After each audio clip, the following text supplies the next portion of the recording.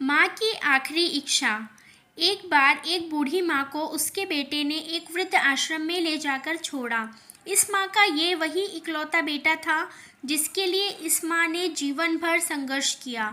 इस बेटे के लिए वो सब कुछ किया जो एक माँ को करना चाहिए या माँ कर सकती है, और आज भी अपने बेटे को किसी भी तरह की परेशानी ना हो इसके लिए आश्रम में रहने के लिए भी तैयार हो गई। वृद्ध आश्रम में रह रही माँ हमेशा अपने बेटे को याद करती, मगर बेटा केवल साल में एक बार उनको मिलने जाता या फिर फ़ोन पर ही बात कर लेता। कई साल बीत गए।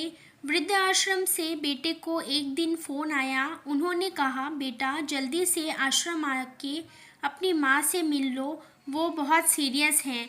बेटा जब अपनी बीमार माँ के पास पहुँचा तब वह अपनी आखिरी सांसें गिन रही थी। बेटे ने अपनी माँ से उनकी आखिरी इच्छा पूछते हुए कहा, माँ मैं तुम्हारे लिए क्या कर सकता हूँ बताओ। माँ ने कहा, बेटा इस आश्रम में गर्मी और मच्छर बहुत ज़्यादा हैं, यहाँ पर कुछ पंखे लगवा देना। फ्रिज ना होने की वजह से यहाँ पर हम बूढ़ों को कई बार भूखे पेट ही सोना पड़ता है, क्योंकि किसी ने दिया हुआ खाना खराब होने से नहीं बचा पाते। तो इस आश्रम के लिए एक दो फ्रिज भी खरीद कर दे देना।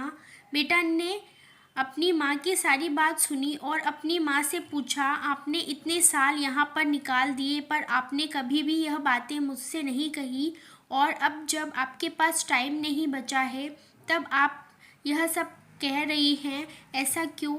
माँ ने बेटे को जवाब देते हुए कहा, बेटा मैंने गर्मी, भूख और पीड़ा सहन कर ली, लेकिन मुझे पता है जब तेरे बच्चे तुझे यहाँ पर छोड़कर जाएंगे तब तू यह सब सहन नहीं कर पाएगा, इसीलिए तेरी सुविधा के लिए मैं तुझे यह सब लगाने के लिए कह रही हूँ।